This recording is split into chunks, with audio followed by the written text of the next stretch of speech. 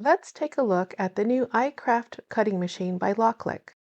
I created a few projects to show you what its capabilities are, so let's get into it.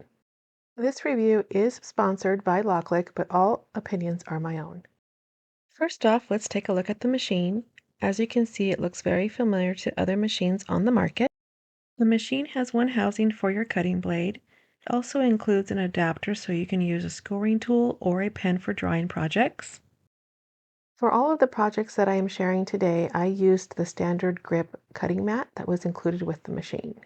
I will also be showing how to use the scoring tool, the pen, and the housing.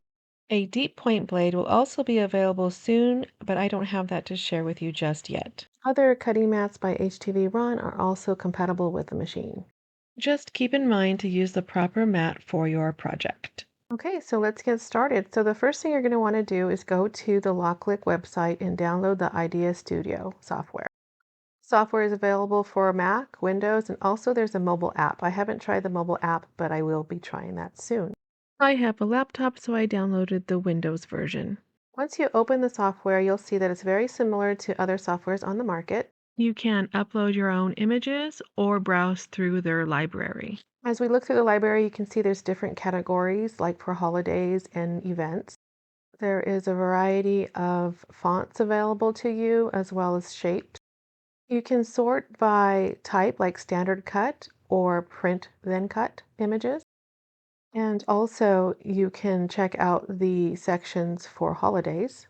I find that the library is limited right now, but I think they're adding to it as they grow. But if you have a membership to a design software like Creative Fabrica, where you can purchase designs with your membership, then that might be a good option for you. We also have a large section for gift boxes that I thought was fun. So just check it out and see if there's anything that you can use for your projects. For my project, I actually uploaded a design. I just uploaded this cool chill guy image and it's a print then cut image. So you select print then cut. I'm able to add a offset right at the get-go, so I can do that here. Just a side note, this isn't going to be a full tutorial on how to make stickers. I'm just kind of showing you a quick overview of the software and its capabilities. But if you want a detailed step-by-step tutorial on how to make stickers with this machine, just let me know in the comment section. I do like the feature where you have the array where you can create several of the same images at once and it'll sort it for you and kind of space it out for you like I have here. And you can grab them all and resize them so that they can fit on the mat. I found this software fairly easy to use, and that may be because I'm very familiar with the other softwares available for other cutting machines. There are some functions that I wish it did, and I'll cover that at the end. It is Bluetooth compatible and very easy to connect. Of course, you can also use it with your regular USB connection. So similar to other programs, you will have the registration marks on your print then cut printouts. A nice feature that this software has is that I'm able to resize it right before I print it to make sure that it fits properly. And there is a warning letting you know not to move it once you've printed it, that way that it cuts properly. The software is loaded with several options for you to pick from materials. I'm going to pick the HTV Ront printable sticker label paper. Another nice feature is I'm able to change the force of the cutting right here on the screen before I send it to the machine. I did increase this setting because I am going to add a laminate overlay on top of the sticker paper and I want to make sure that it cuts all the way through. There is a calibration process that's very simple to use and the system will walk you through that. Here's a glimpse of that process that I did before I started to print my first sticker. Okay, so I have my sticker paper printed and I'm adding the laminate cover here. Here I just covered my ruler with some felt so that I don't leave marks on the laminate. So you simply just line up your paper onto the mat and then follow the prompts on the screen to start cutting. I have this video sped up quite a bit just for time purposes, but it is a fast machine and it is very quiet. I was very impressed with the results of my print and cut stickers. The offset was perfect and I didn't have to recalibrate. And here's a close-up of the results. So you can see I just made die cut stickers. I think they came out great. I mean, first time, no problems. I'm very impressed with their print and cut results. So much that I wanted to go ahead and try it again and I created these fun Santa gift card holders. With this project, I wanted to try the scoring tool and the cutting tool on one project, and it turned out great. I was playing with the force settings, and I should have used a thicker or a higher setting for this cardstock, but it still turned out fine. I do recommend that you play with the settings as you create your projects so that you can become familiar with its capabilities. As with most new products, there aren't a lot of tutorials available just yet, so you will need to do some trial and error. But like I mentioned earlier, I found that the software and the machine were very easy to use and user friendly. So here I'm just assembling my little gift card holders, and I use these for Christmas. They came out great. I was able to incorporate scoring, cutting, and print then cut in one project without any issue. And didn't they come out cute? I love them. So there's a closer look, and that's that. So also here's another look at the print then cut projects that I created. Like I said, I'm very impressed with that feature. Let's move on to HTV. So this machine actually has the capability to cut matless, which means you can cut smart materials without a mat. So here I'm cutting some HTV, glitter HTV, and it came out perfectly. I set the setting for glitter HTV, and I didn't have any issue. I cut these large lips for a project that I'll show you later. Next, I cut some thick glitter cardstock. This was actually sent as a sample with my machine. It's fairly thick and it cut without any issue. The software system uses a task system, so I added two different tasks on one cut and to see how that turned out, and it came out fine. I'm using glitter cardstock for these as well. And then I'm just going to assemble them quickly. It's going to make a cute cake topper. I'm just adding some double-sided tape on the back, and then I'll assemble the rest towards the end of the video.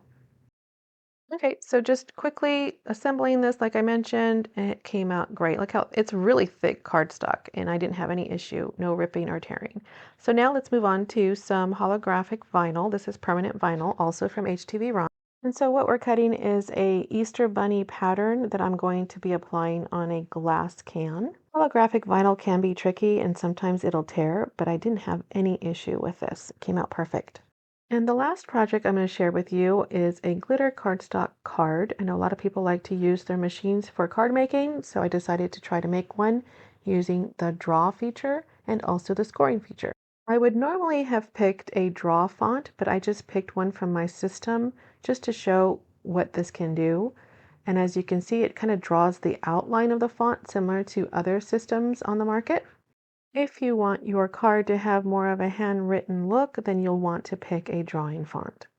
I was still playing with the force on the cutting settings, and I think I had it too high for this project because it cut 4 times when it probably could have gotten away with just twice because it does have pretty good force. It wasn't a problem because I'd rather have it cut too much than not enough. That just means I need to get more familiar with the machine and its force settings.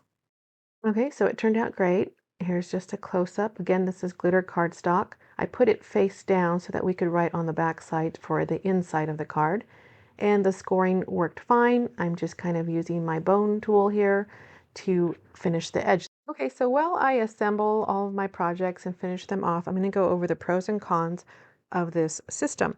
So pros, I'm going to start with that. It's an easy setup. It's out of the box, ready to go. Bluetooth capability was easy to set up. I found that the software was very easy to understand. As I mentioned earlier, it has a very impressive print then cut accuracy. I found the machine to be quiet and very fast. It had impressive cutting performance. Like I said, it cut very well through very different types of materials. And it had the ability to adjust the pressure and speed right before cutting. I didn't have to go into another menu like you do in some other systems. I was impressed with the drawing and scoring capabilities. None of my projects had any issues with those. And I did like the ability that it has to resize your print then cut images before you send it to the printer. So I thought that was kind of nice. That's the last screen before you print. You're able to resize as necessary. I also found the array function capability very helpful. And I was impressed with the matless capabilities with the smart materials. Quick note on that project I just finished on the greeting card, that was sublimation on top of glitter cardstock. I have a whole video on that. I will link that below in case you're interested on what that process is. And now we'll get into the cons. Again, I have not had the chance to go through all the capabilities of this machine. I was not able to do anything thicker than cardstock because I don't have a deep point blade. So I can't speak on its performance on other materials besides the ones I've showed you in this video. But let's go over the cons. Okay, what I ran into was that I wasn't able to upload an image larger than 5 MBs. And when I was going to the print and cut features, I noticed that I was only able to print letter size. I wasn't able to do 8.5 by 14, which is legal size. And I would have liked to do that so I could try to sublimate tumblers using their print and cut feature. But I wasn't able to do that. Also, there is not a duplicate option. There's just a copy and paste, but I was able to use the array feature, so that's nice. There isn't a lot of images and projects in their library just yet, so you may need a subscription to something like Creative Fabrica so that you can create some of the other projects that you normally create. But overall, I found that this machine was very easy to use. It was user-friendly, it performed very well. Again, I'm very impressed with the print and cut accuracy. I found that it was just easy to set up, and I found my way around the software without any other additional tutorials. And one last point is the price point. The iCraft machine by Loklik is substantially less expensive than other machines on the market. So if you are looking for a cutting machine, something that will do print and cut, and you're not necessarily needing to do really thick materials just yet, I encourage you to look at the iCraft machine and see what it does. If you would like to see more tutorials on this machine, please drop your suggestions below. And as always, thank you for watching.